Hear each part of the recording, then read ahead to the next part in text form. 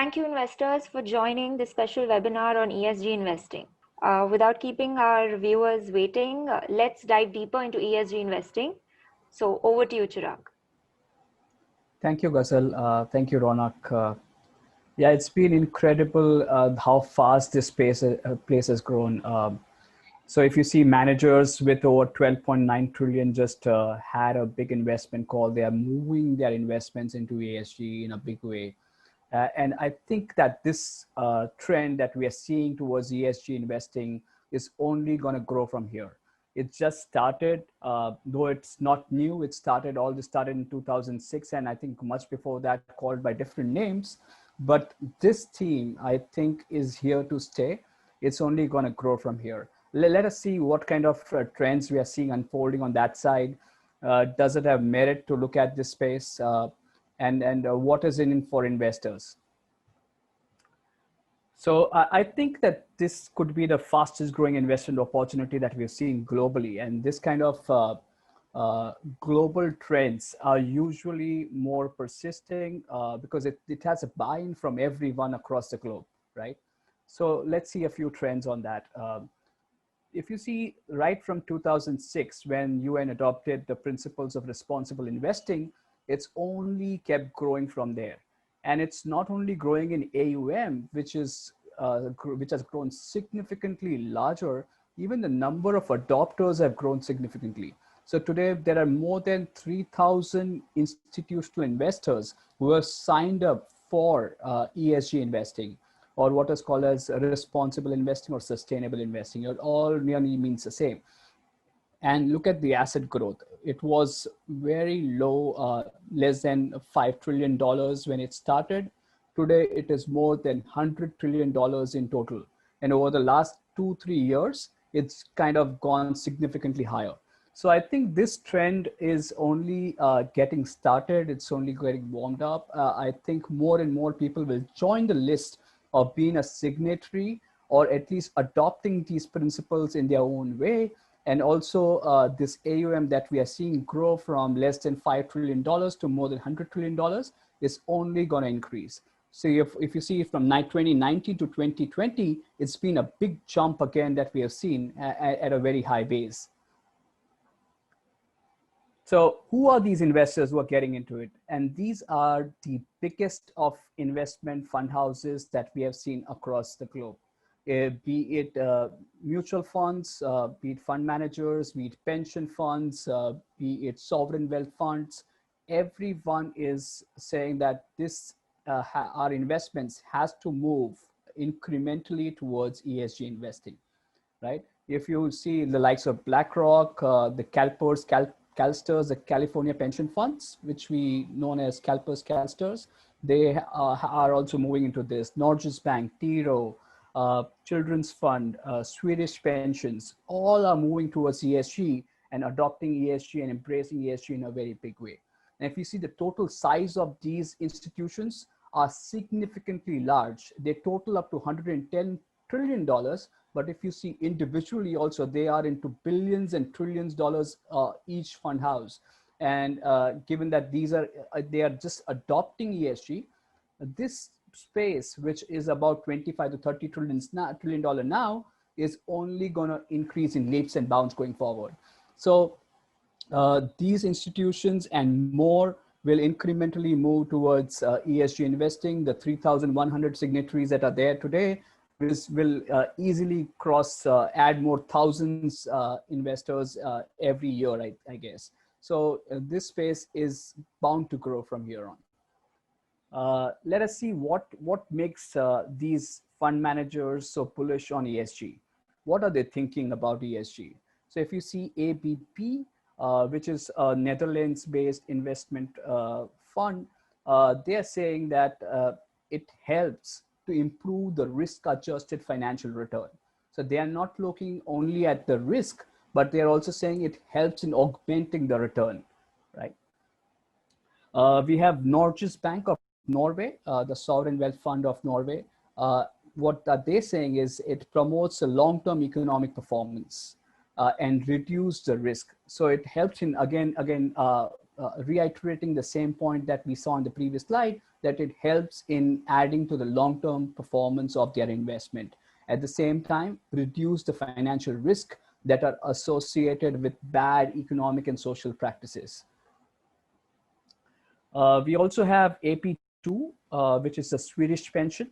They are saying that environmental and ethical issues can enhance a company's value. So if you take care of environmental problems, which are growing significantly, as we have seen with the COVID crisis, or be it before that in terms of the forest fires that we have seen, or be it with floods, we have seen every now and then there have been environmental impacts that have impaired investments. So if those investments are taken care of and in companies geared to mitigate those challenges, it could really enhance companies' value. We also have Robeco, which is kind of growing big on the sustainable investing team. They're saying that it has worked as a performance cushion during the sell-off. It's not just a luxury in a bull market, but a necessity in bear markets. So it kind of reiterates that it helps during good times, but it kind of really helps when it counts. When things are going bad in a bear market, it really helps. ESG investing shines during that point of time. What does, again, Store Brand Asset Management, which is a big asset manager out of Norway, what are they saying is these factors, ESG factors, are not just nice to have, but drivers of outperformance. So it is good to have, but the main thing it does, it adds or delivers outperformance to your investment. So it's just not a kind of what people have a misconception that it's just doing good. No, you're not doing charity. It does help in your performance of the in the portfolio that you have, if you have ESG-led investments. And how this trend would likely unfold. This is based on surveys of various asset managers, the investment funds, how they're committing big to ESG. If you see how it has been growing since 2000s, slowly, steadily, but keeps on growing. And now I think it's the inflection point that we are likely to witness, right? This year itself has been a good inflection point. In the previous slide, as you saw, that it has grown significantly this year itself. And I think this trend will only exacerbate given the pledges that people have as in terms of moving towards ESG kind of investing. So if you see, there are kind of trillions of dollars that will come into ESG-led investment, given that these fund houses that have signed up for ESG manage trillions of dollars, right? And more adopters of ESG will join them. And therefore, this space is only bound to grow. And the incremental money that will come into ESG investing is only going to grow from here. So we are close to about $30 trillion at the end of last year, which will grow to about $150 trillion over next 10, 12 years, right? So that's a significant move into ESG. If such money is going to chase that theme, you need to be early in adopting that theme to take advantage of all that money will flow across the globe into ESG investing. This is again a survey from Callan Institute, which says that in 2013, about 22% institutional investors were adopting or incorporating ESG factors. In 2019, this has grown to 42%. And about 51% incrementally say that they will consider ESG with every investment manager or selection that they do. So it's clearly moving into ESG. And quote from the biggest pension fund out there, the GPIF of Japan, says that coronavirus pandemic, because of that, there has been no change to their goal to move towards ESG. So if there are any misconceptions that investors have that COVID could kind of have these guys or these institutions factor more of returns into their investing, it's not that. They are kind of moving more towards ESG. I think COVID has been that inflection point that ESG was looking for, because it has highlighted the importance of having ESG into one's portfolio. And I think it's only about to grow. It's only going to accelerate from here. So if you want to take advantage of all this money flowing into ESG, be early adopters of that change that we are witnessing across the globe. Again, this is professionally managed assets in the US, which has been rising. I mean, from an ESG perspective, it was in 2012 about ESG mandates where if you see 3.7 trillion vis-a-vis the larger chunk, which is non-ESG. Now, if you see, it has grown from the 3.7 to 12 trillion.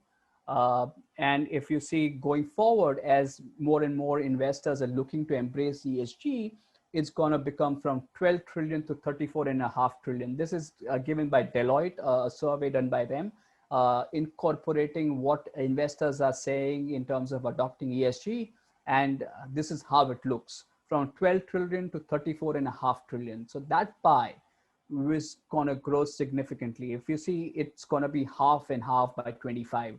Whatever money they are managing at that point in time, half of that will be ESG mandates. So that's going to grow significantly. So why are all these institutions or investors moving big in ESG? Are they trying to change the world? No, I don't think so. They're trying to change the world. They're trying to see what's happening around, the changes that are happening around, and trying to incorporate that in their investing.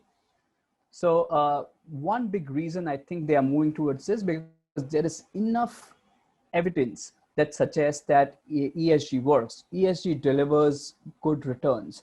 And I think that has been a confirmation that ESG delivers returns and also does good to the society that we live in. So, but most importantly, because they also have to generate returns because of the mandates that they have, be it a pension fund, be it a fund manager, at the end of the day, they need to showcase returns. And ESG investing has given enough evidence, which we'll see in slides going forward, that it does deliver good returns. And that has been a paramount acknowledgement of investors moving into this space, because they see that evidence. So if you see the blue line, which is MSCI India ESG index, vis-a-vis the orange line, which is the MSCI India index, the normal stock market index, right? If you see, the ESG index has outperformed the normal stock market index by a significant margin.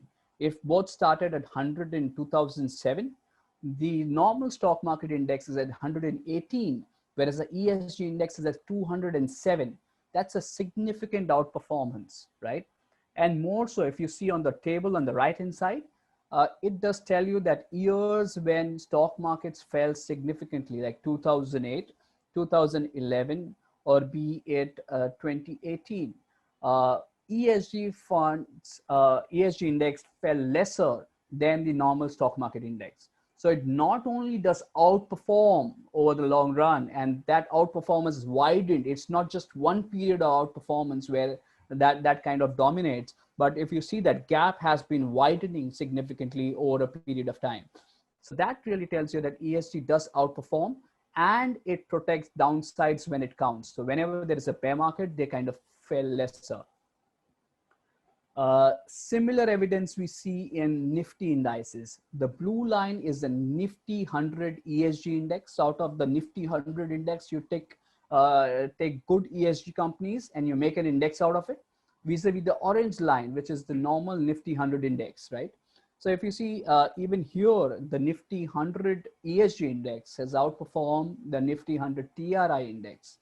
And if you see in terms of yearly performance, there have been periods of outperformance during a bull market as well as in a bear market, right? In 2012, markets went up by 30% plus. ESG index was very close to 35%, whereas Nifty 100 index was close to 32%. So there was an outperformance, right? Even during a bear market like 2015, or even this year YTD, if you see, this has been a true test of ESG because there was significant downfall in equity markets. The normal Nifty index fell by 8%, whereas ESG fell just by 3.3%. So there was a significant outperformance this year as well. So it not only in up markets, it also does well in the down markets. Now, this is a long-term comparison of how these normal stock market indexes have done vis-a-vis how the ESG indexes have done. The purple line and the orange line are the ESG indexes, whereas all others are normal stock market indexes like Nifty, MSCI India Index, or BSE 200 Index. So if you see clearly, the ESG indexes outperform the normal stock market indexes, the market cap weighted indexes. So it has given higher returns over the long duration. Plus, if you see, they have been less volatile as compared to the normal stock market indexes, and they are protected downside. So all in all, if I have to summarize this, it's been a sustainable profitability that these indices have delivered over the long run. Again, the same data in tabular format. The ESG indexes, the MSCI one has 11% return. The Nifty has 8% return. Everything other than that is closer to 6% or below that, right? Most important, the drawdown. Drawdown is the biggest fall that these stock market indexes have seen since 2011, right? Nifty index fell by 34%. And if you see BSE 200 by 28%, whereas these both ESG indices, the last row there is minus 22, minus 26, so much lesser than these normal stock market indexes. So it has protected downside and delivered better performance when it over the long run. That's about the indices, right? But is there merit to look at ESG companies? Of course, the ESG index is an amalgamation of companies that you own, but let's look at some examples where companies have practiced good ESG and how their returns have been vis-a-vis other companies in the sector, right? So this is FMCG sector. Everyone knows Marico. Marico manufactures parachute oil, their biggest product, right? What does this company do? Some trades on ESG, right? So this is a family kind of business, but it's managed very, very professionally by a professional CEO on board, despite the promoter holding being as large as 60%, right? Most of the board members that they have are independent, right? And in terms of the environmental things that they kind of practice is 37% of the material is from renewable sources. 93% of the packaging that they use is recyclable. They implemented responsible sourcing guidelines. The raw material of making coconut oil is coconut, right? How their coconut is being procured. Is there produced responsibly, or is there kind of child labor involved there? They need to take care of that, right? So all in all, if you see, Marico has given over the long run since 2005 till 2020, or last 15 years, a return of close to 26% compounded year on year. Whereas if you see the larger companies in the sector like Hindustan Unilever, Colgate, have all trailed returns that Marico has produced. So a good company, these are just a few examples of ESG traits that they have. The list is much, much bigger. But again, this tells you that it's a responsible company. It does take care of environmental, social, and governance. All three are up to mark in this company. But if you see, that has driven the outperformance, because these companies are kind of forward looking. They kind of make themselves ready for step 2, step 3, much more when other companies are struggling with the step 1. So they are really forward looking, and that showcases in their performance. Similarly, one more company, if you all know, cement is a highly polluting industry. Close to 8-10% of global pollution comes from the cement sector. Yet many companies in India in cement sector are doing much more than they should, not only producing cement, but ensuring that they pollute as less as possible. They are trying to be the leaders in the industry across the globe, and ensuring that they have better environmental practices, right? So Sri Cement is one example which has excellent uh, uh, environmental measures in place. So if you see what kind of things that they do, is 39% of energy. Energy is a big component, like electricity is a big component when you manufacture cement, right? 39% of the energy is produced from renewable sources. They use waste heat recovery systems. They use solar energy to get their energy. 23.5% use of alternative raw materials, like limestone is a key ingredient in manufacturing cement. So have they adopted a move towards going away from limestone? Um, all plants comply with zero liquid discharge norms. They use air cooled condensers to conserve water. Most of them use water to cool their plants, but they're not Sri Cement. All their contracts with suppliers, they'll go down the supply chain and ensure that all the environmental and social aspects are also a clause with their agreements with suppliers. So, so not looking only at themselves, they are going down on the supply chain and ensuring that those things are taken care of even in the supply chain. Look at the performance of Sri Cement. Sri Cement is the white line there. It has, since last 15 years, it has grown compounded 30% CAGR, right? Other big companies in the sector like ACC, Ultratech, Ambuja Cements, all trail the performance of Sri Cement, right? Uh, these are good traits that a company should have. They will be ahead of the curve when regulations start to unfold. They would already have things in place. They will not have to worry about it and only focus on their business. That is what Sri Cement has done, and that reflects in their performance. Street will reward good practices and give them a higher valuation, or at least a valuation that the leaders command, and therefore that will reflect in the long-term performance of that stock. One more example on the company side, we saw Marico, we saw Sri Cement. Similarly, Berger Paints, paint industry. There are big names out there, Asian Paints, Nerolac. What Berger does, they do good work on the social side. What they did, they provided training to 20,000 unskilled and semi-skilled workers. Uh, they faced a challenge, and they kind of turned their challenge to their advantage, and also helped socially, and added value on that front.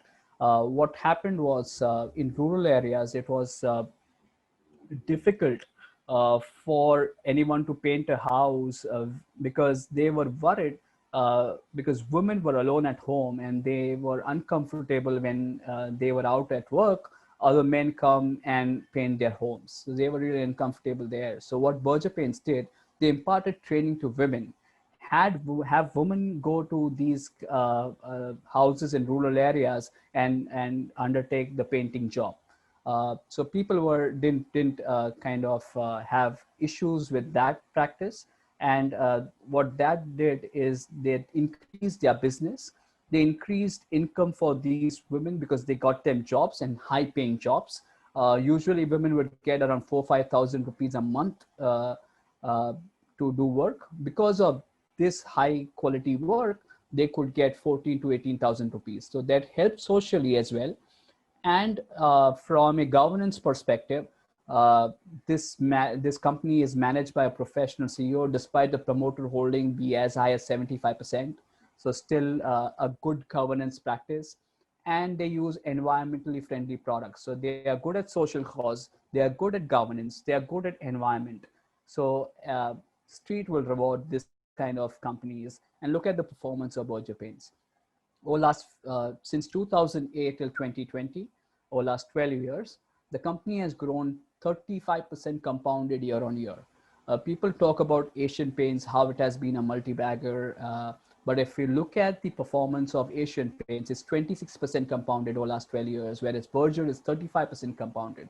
So good ESG practices translates to good performance. And that is what we have usually seen in many companies. Why does this happen? Why do good ESG companies kind of perform better? Is there a logical conclusion to that? Yes, there is. There is a study by Oxford which studied 200 academic studies in this field, and what they found was good ESG companies, right? Good sustainable companies have lower cost of capital. 90% of them have lower cost of capital. 88% of these companies have higher operational performance, and 80% of these companies have better share price performance, right? Why does this happen? To give you a few examples, a logical flow of that is strong ESG companies will be more competitive because they're ahead of their competitors, ahead of looking at regulations, ahead of looking at trends, and therefore they are geared up better than their competitors. They have high survivability because they're looking at a holistic view of what their operations have impact on, and they are taking care of that.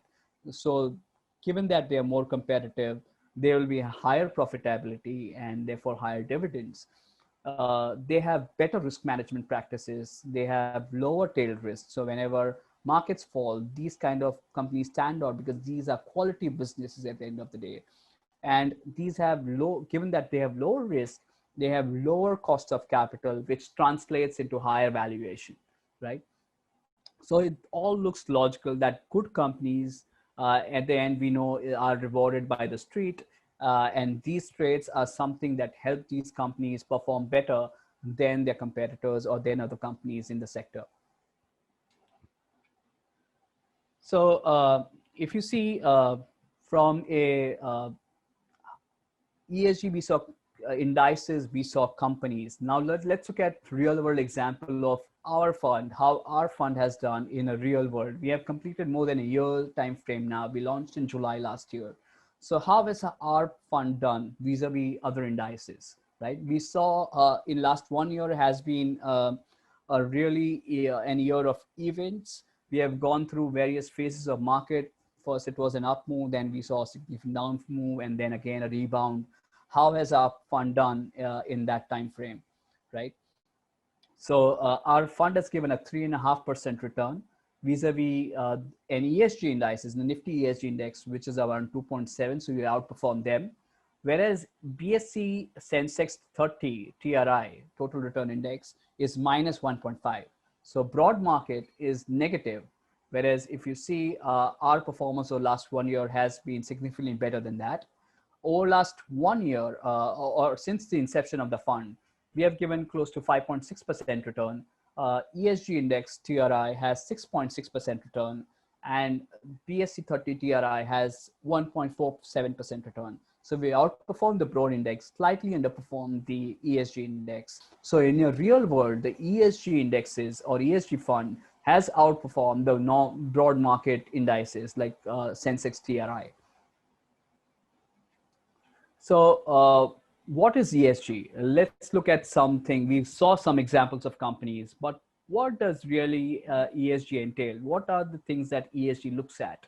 So time and again, you would have seen different words being used interchangeably. They are somewhere similar, but there is difference between each of them. You would see sustainability, responsible investing, impact investing, clean investing. So all this encompasses, and ESG is a holistic approach to that includes all of these and more closer to sustainability investing. We all talk about shareholder value. We should get profits over the long run. We should have better returns on our investments. So what we are trying to see is from the companies that we invest, there to be an enhanced shareholder value. When this shareholder value will enhance, when the corporate lives longer, the more cycles they grow through, more profitability will be seen. If it is not a good profit making company, it will die. It will not be able to survive for a long term. And when you can enhance shareholder value, or when you can have that corporate longevity, is when you only have a positive societal impact. If you are harming the society, if you are polluting, if you are endangering the lives around you by some means or the other, uh, the company or street will not reward that kind of companies. And therefore, any company can enhance long-term value only by having a positive societal impact. So let's see, what is ESG investing? It's about replacing the question how much return to how much sustainable return, right? Uh, Returns may be higher or lower in the short term, but only sustainable returns will be better in the long run, right? So in terms of, there are three P's: planet, people, and profit. Is the company taking care of all three or not? Only companies that take care of all three will likely do much better, like the examples that we saw in the past. They will be able to do better only when they take care of the three P's: planet, people, and profit. So in the planet, how company is gearing in terms of environment? Is it causing a lot more pollution? Is it kind of uh, emitting large amount of greenhouse emissions? How is the water usage? What is kind of waste management practice the company has? Is it just dumping all the waste in rivers and lakes? So do you want to invest in such kind of companies, is the question that you should ask yourself, right? In terms of social, we all know about social is a lot bigger than CSR, but we all talk about CSR of companies, right? So there are companies, or there is a mandate by the government that 2% of the profit should go as CSR. But is company genuinely doing CSR? Because this, at the end of the day, is profits that you are compromising of your investments that should go towards CSR. But is the company really doing CSR? We have seen many companies that just do it for namesake. They kind of CSR also includes donations to educational institutes. So, but if you're doing donations to educational institutes where people of the rich go, are you really doing CSR, right? That's a question you need to ask companies. Is the company clean on its CSR practices or not? We also have uh, labor practices. What kind of labor practices do we have?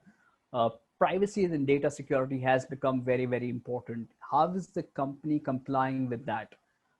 Does it have those practices? If it is not geared up to protect customer data, uh, then there will be regulations that will come, and those companies will have to face penalties brunt from the regulators. So all this is very, very important.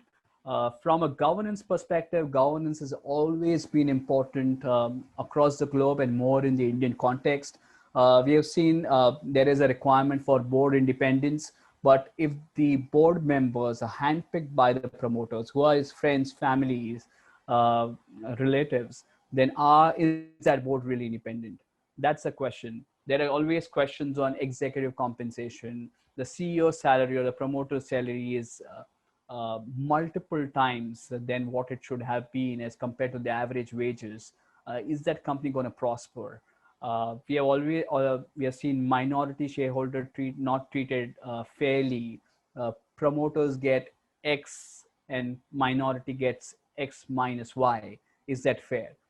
We have seen many companies where business ethics are questionable. There is fraud, there is corruption. So do you want to be part of such companies? Because these are really high risk that the company faces, and if these are not taken into consideration when you invest, there could be issues down the line. So don't focus on only returns. Risk is also an important part. When you don't have that risk, that will automatically translate to better returns over the long run. And if you see, all these factors are very, very material. These are non-financial factors, but have a very material impact on the firm's valuation, right? You cannot ignore these factors. They are really important factors for you consider in one's investing. So let's look at ESG, how it kind of is important. Uh, if you see from an environmental perspective, when you're investing in Indian companies, which kind of broadly uh, identify how India faces, or India is poised on the environmental front, like water stress. 54% of India is under high water stress, right? 21 Indian cities will run out of groundwater this year. That's the estimate. uh, we have very high reliance on fossil fuels. We use coal has been a biggest energy component in our basket of energy that we derive from. So so that is going to be a challenge. How do we move from fossil fuels like coal to clean energy? We are already number three globally in carbon emissions, though we are low on a per capita basis. But you need to keep in mind that we are a growing economy, and with growth, we have seen increase in carbon emissions. So we are already number three. If we kind of incrementally add more to our carbon footprint, is the world going to tolerate that? 11 out of top 12 polluted cities are in India. So we have whole host of problems on the environment front. Water, fossil fuels, we're already high carbon emitters. We have very high polluted cities. So this will sooner or later come to haunt companies who are not geared up to face this challenge. On the social side, we do have a very big problem, very pertinent problem, and it's been there for a very long time, right? We have about 18% of the population under poverty line. We have a kind of mismatch on food security, though we are okay right now. But if you see mathematically, we have 2.4% of world's land and 17% of world's population to feed. That's a big mismatch that we have. This calls for incremental increase in yields on food production, but we are not focused so much on that front. On the employment side, we have lowest participation rates of working age women. About 25% of women are kind of unemployed if you look at the data.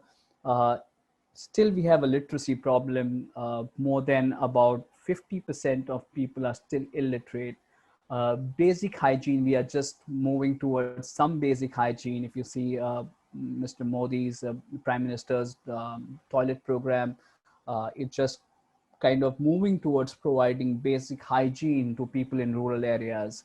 Uh, so there are problems on healthcare. Also, we have a big problem. COVID has again reiterated that we have a big problem on the healthcare front.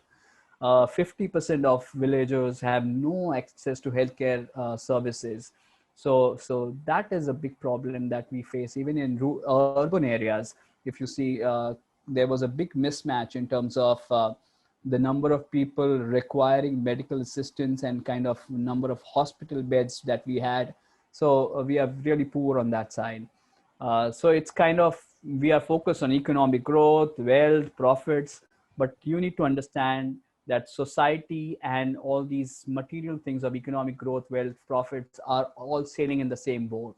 If you ignore that, the boat may drown. So social aspects are equally important, as does environment and as does governance. On the governance front, we do have a big problem. We have seen time and again there have been issues with companies with bad governance practices, and how that translates into poor returns that investors have to face. So if you see, credit rating agencies have been behind the curve. Repeatedly, there have been issues. We had defaults in ILNFS, Z Group, DHFL, and credit rating agencies kind of downgraded those after that event happened. Before that, they were all good companies, highly rated. But when that event happened, credit rating agencies were not able to foresee that issues, and therefore had a big problem on that front. We already talked about dependent independent directors. If independent directors are handpicked by the promoters, so are they really independent? In India, we have a typical problem. About 15 of the 20 business groups that we have, a large chunk, are family owned. And when they are family owned, they kind of shape up the company or rule the company like they want, right? So they are prone to governance issues, issues with mistreating minority shareholders. Those issues will keep prevailing or likely prevail in these companies. Also, we had an audit crisis in 2018. We suddenly had auditors of more than 200 companies resigned, whereas if you see the same number a year back, it was just 18. So overall, why this suddenly is big? Because the onus was shifting. Auditors were being held accountable rather than just being a sign off on the audit report. They were being held accountable for any wrongdoings that were in the company. So when that onus shifted, many of these auditors said we better resign from these companies. Uh, so this was ESG, all very important for India, all very important for your investments. And if you don't take that into account, what are kind of risks that you face? So if you see on the global map, India is greater than five. So it is very, very important. So it is between 4 and 5 rather. So it is very, very important, which says that on the ESG footprint, India is a high risk country, right? So India has high ESG risk. Foreign capital coming into India will see this and say, India is a high risk, high ESG risk country. I better take into consideration the ESG risks my capital will face.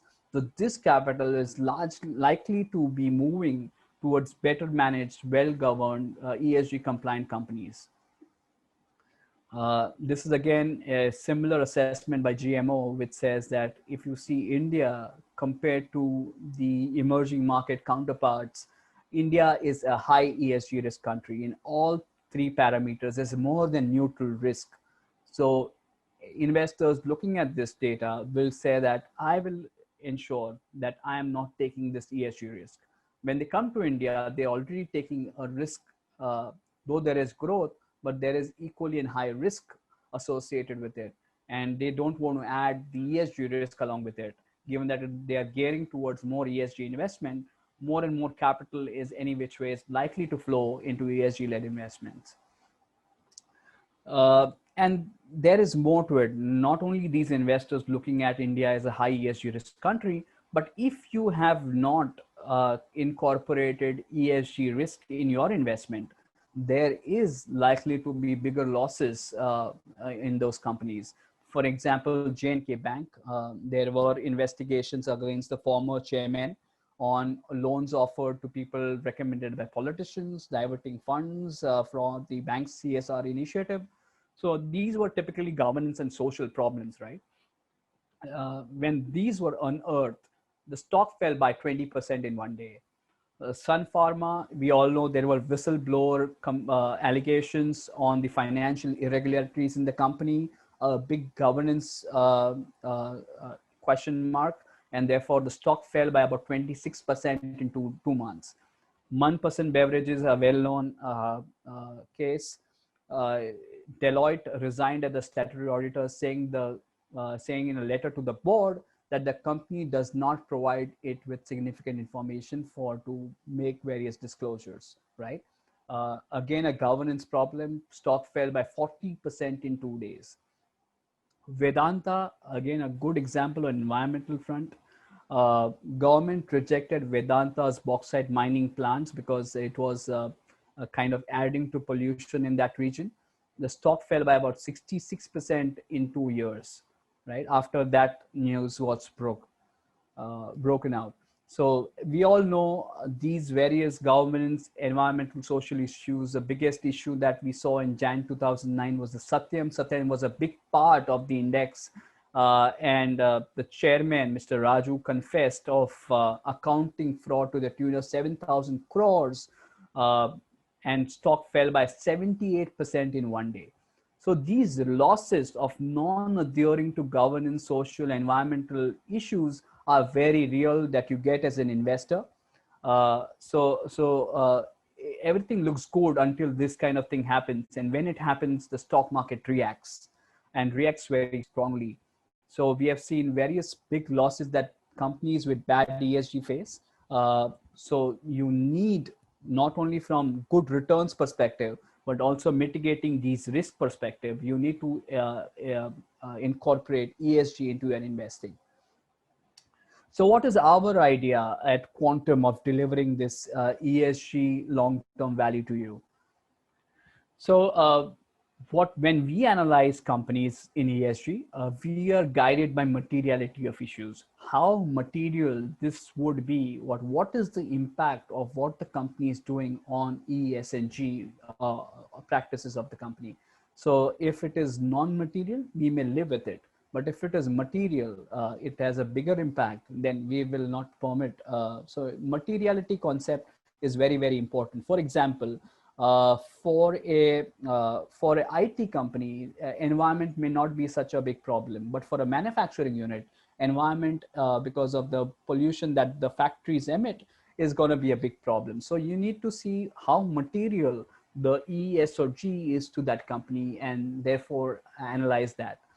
Governance is very, very important to us. If you don't have good governance, environment and social will surely not be looked at, right? So if you have good governance, if you have a good board, if you have a good management, then they will worry about the environment, they will worry about the society, the actions of their business activities on these two.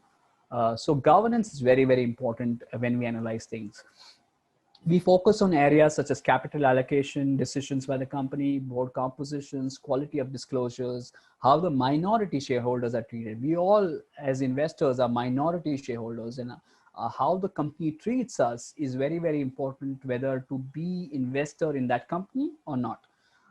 Shortcomings on environment and social will also go in hand with wider problems in the company and therefore poor performance of the company.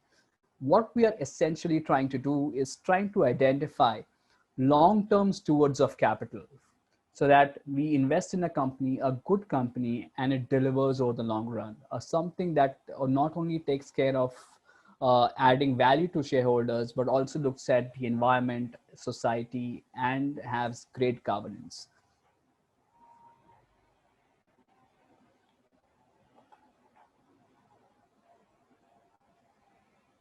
So how do we evaluate a company on ESG? We look at various data sources. Companies publish something called as sustainability reports.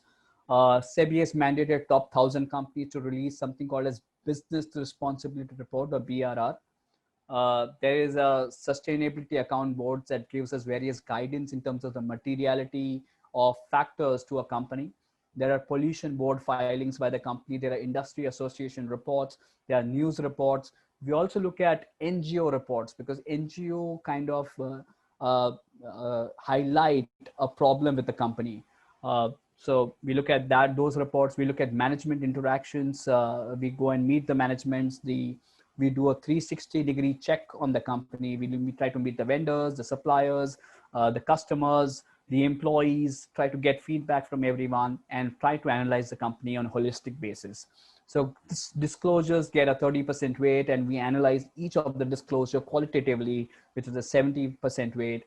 We arrive at a score of the company. The score of a company typically ranges from plus 30 to minus 70. So we have a comprehensive mechanism, and this has not evolved in last 1 year or so. We have been working on evaluating the companies on ESG, gone through a learning curve, and have evolved a process. We started working on this independently in 2015. We have an in-house proprietary process to analyze companies on ESG. So it's been gone through a learning curve and have established a robust process around it.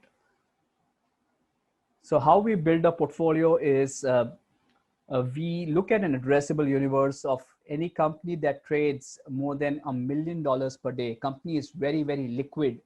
We will buy those companies. So those companies in today's trading volumes amount to about 450 plus stocks. Then we analyze these companies of wherever there is enough information available to analyze these companies on ESG. We analyze those companies through using a proprietary ESG process. Those companies where we have enough information to evaluate them today is about 125 stocks. We have evaluated all these 125 stocks. As I said, disclosures are getting better from the companies, so this will also grow significantly. And when we score company, and depending on the score and the sector weights of those companies or the sector guardrails that we have in place, we try to build a portfolio of 40 to 60 stocks. So investors will get a broad basket of ESG compliant companies, which will kind of outperform over the long run. Remember, we are trying to select long-term stewards of capital that can handle your capital well, that can grow well, that can ensure that there is a ESG compliance in place. So overall, we try to build a robust portfolio of 40 to 60 stocks for you. So again, the portfolio construction process, we try to look at the volume of the company, whether the company is under active coverage. We only buy companies where we have evaluated thoroughly those companies on ESG. If it's not, it just goes back to research. We try to buy at least 0.5% of the company. When I say 0.5%, we'll round it off to minimum 1% weight in the portfolio. But the ESG score should be such of that company that it should get a minimum 0.5% weight in the portfolio. So overall, you will see companies with a weight range of minimum 1% and maximum 5% at cost. At market value, we'll allow that company to run up to 10% of market value. Anything beyond that, we will sell, we'll book profits, we'll trim those weights. So there are, we try to build a well-diversified basket of ESG compliant stocks. It should be diversified across sectors and also ensure that they are good at ESG. And these are how we will go about building your portfolio. So when you look at overall portfolio, what will you end up owning? What are the traits of the stocks that we own through the ESG fund? It's going to be value agnostic. We don't look at valuations. If you're looking at why value agnostic, why not look at valuations? We're looking at strong ESG companies that will deliver, or there's a sustainability will be a driver of long-term performance. And so we don't want to look at valuations, but look at how good are they at ESG. If you see most of the stock indexes that are there, like BSE 30, Nifty, or any of the ESG indexes, are value agnostic at the end of the day. They don't look at valuation. They look at market cap of those companies and then they allocate. Here we look at ESG of those companies and then allocate. So ESG, if you bifurcate the factor exposure that you end up having, is exposure to quality and low volatility factors. This has been proven by research that ESG provides you exposure to quality and low volatility factors. So whenever you see a sharp fall in markets, quality and low volatility is something that shines, and therefore that makes ESG also shine during that time. So they tend to do well in down markets. They avoid tail risk, though the Satyam-like risk that we spoke about. ESG will stay away from those kind of risks. So whenever that materializes, you don't end up losing a big chunk of your capital. And at the end of the day, we'll try to deliver long-term risk-adjusted performance for you. So if you see the current portfolio that we have for the ESG fund, it's something looks like this. The top 10 weights on the left-hand side and sector weights on the right-hand side. The top 10 holdings, if you see the top 5, TCS is #1 holding, followed by HDFC, Infosys, HDFC Bank, and Wipro. Top 10, if you see, adds up to about close to 38%. So not a very concentrated portfolio, very well diversified weights, and also across sectors, it's very well diversified. So you have representation in most of the sectors, which gives you enough diversification, but at the same time, more importantly, this has all ESG compliant companies in it. So if you see materials, technology, consumer discretionary are top 3 sectors. Financial usually make up a very high weight in normal indices. We have a low weight there. We will only add weight when we get good ESG compliant companies in that sector so that we don't take overt risk. But overall, if you see, it's very well diversified across market cap and across sectors. Many people or many investors might have a question that governance has been a forte for the quantum long-term equity fund. It's been an important pillar in how they also look at stocks. Governance plus valuation key criteria is there. In ESG fund, it is governance, and then not only governance, but a holistic view on ESG, environment, social, and governance is the focus of the fund. If you see, they are not very similar portfolios. They are very, very different portfolios. Only 14 stocks in common. And these 14 stocks just make about 41% in the Quantum India ESG fund and 56% in the long-term equity fund. But if you see, the stock names are 14, but weights could be very, very different overall. So it is not the same. It is very, very different portfolios, very different focus. The commonality between both the funds is strong emphasis on governance.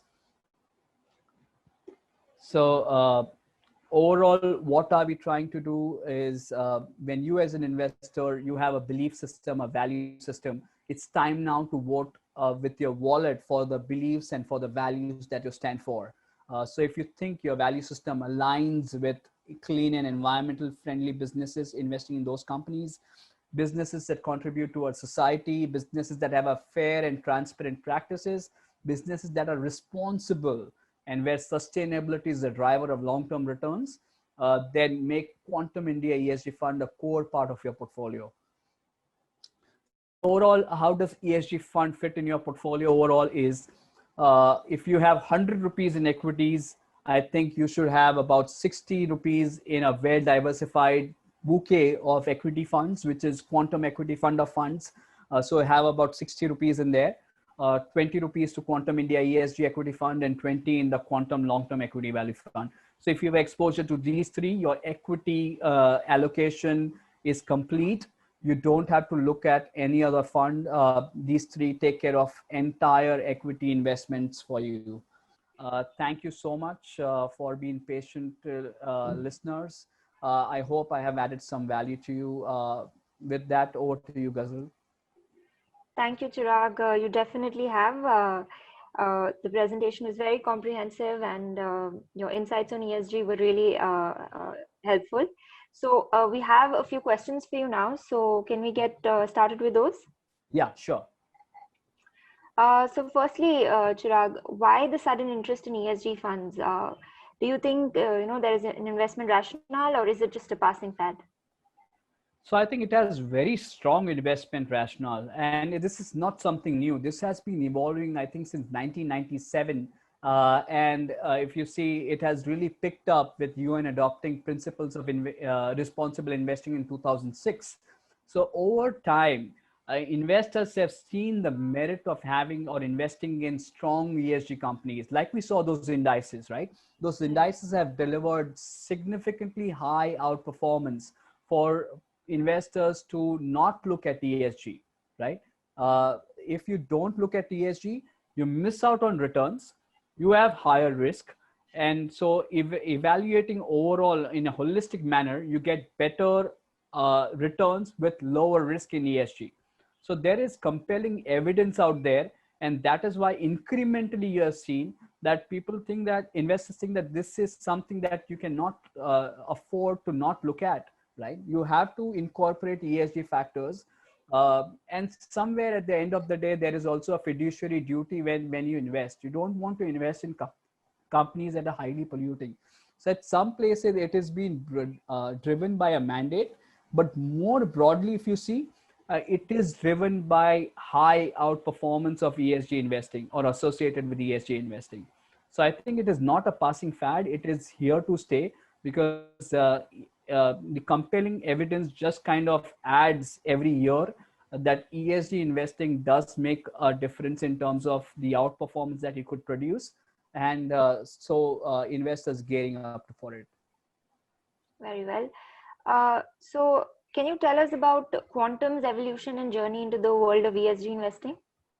Yeah, absolutely. So for Quantum as a group, this is not something new. We have been practicing a strong governance since 1996 into our investments. When we manage money for institutions as a group, we have incorporated governance factors, which we called as integrity screen. So if just to explain you our integrity screen, we kind of have a phrase which someone told Ajit when he met that person for the first time, that when you shake hands with someone, if you don't get your 5 fingers back, you don't shake hands with that person ever again, right? So that has been a strong belief. We are strong believers in that philosophy. Unless we think changing 360 degrees, we will not make that mistake again. So if we have found any bad governance practices from any company or any group of companies, we will kind of shy away from investing in those groups. That governance has been a strong pillar of our investment since 1996. In 2015, we kind of the ES and ENS criteria also started becoming more important overall globally, because those risks were increasing, and we couldn't ignore those risks when we look at investing. So overall, in 2015, we said we need to look at these factors holistically, not only look at governance, but also look at ENS of the companies. And there, where we started a team to look at ESG way, and we evolved our learning curve, evolved our process, and now we have a robust process of investing or looking at companies from an ESG perspective. And that is when we launched the Quantum India ESG Fund. So overall, just to keep it short, it all started in 1996 when we look at investing, and that has been our evolution and became more holistic in 2015, of which we became very confident in terms of offering to investors, and then we launched the fund like we always do at Quantum. Sure. So, Chirag, what would you say differentiates Quantum's ESG fund from its peers? Yeah, so as I said, we started in 2015 to see how we can incorporate ESG holistically in our approach. So we have kind of gone through a learning curve and now evolved a process which is a proprietary process. Many other funds look at scores from a third party provider and try to evaluate that into their investing. But we have our own research. We have learned it through various means and ways, and we kind of go beyond desk research. We just don't look at companies trying to score them sitting at a desk.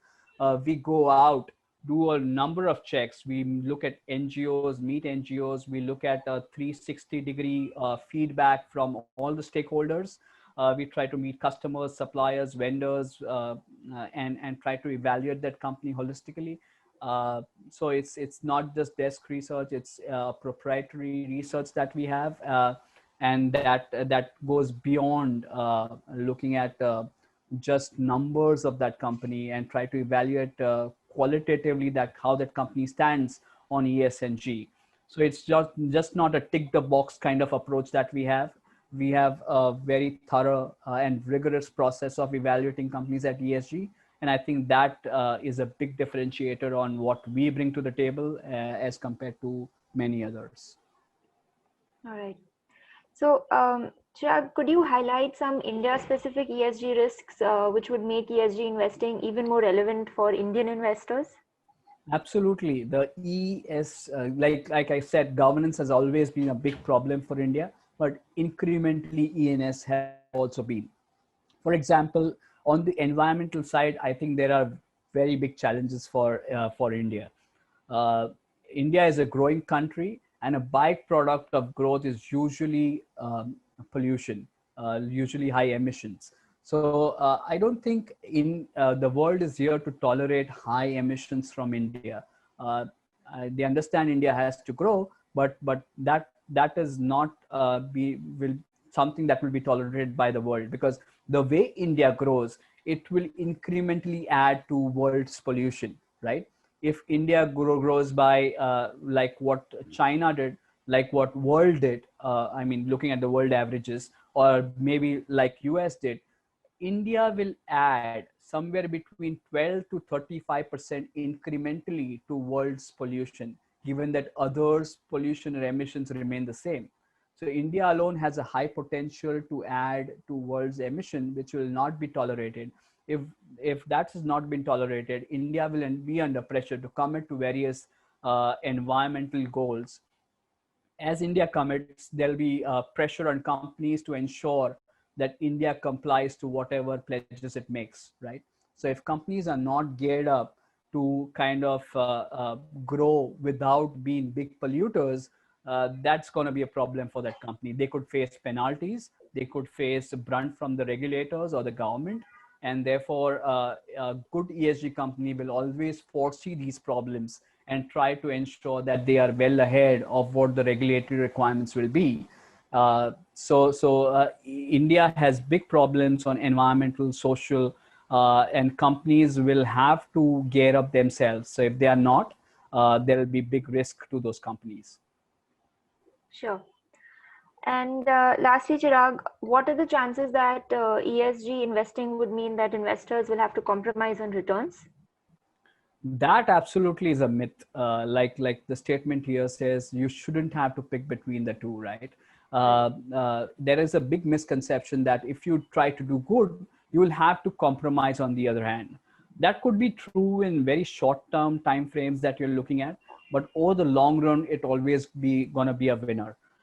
These are strong businesses. They are not only looking at their traditional remit, they are going beyond that, right? They are trying to ensure that the business is taken care of, but at the same time, they are not having a bad impact on environmental, on society, and at the end of the day, they are very well-governed businesses. So I think these companies will always stand out. They'll always get that respect from the street. That in terms of higher valuations that the street is ready to pay, because these are at the end of the day a low risk on a relative basis, and therefore they command a higher valuation, lower cost of capital, those kind of traits that we saw earlier. So I think these companies make for great investing. I think what earlier people termed as blue chips, these are real blue chip companies. I mean, real good quality businesses that you kind of own for your lifetime, because they will always be ahead of the curve and try to ensure that they enhance shareholder value over the long run. Sure, that makes a lot of sense, Chirag. So with that, we come to the end of the Q&A, and I'd like to thank you again for your time and insights. Thank you as well.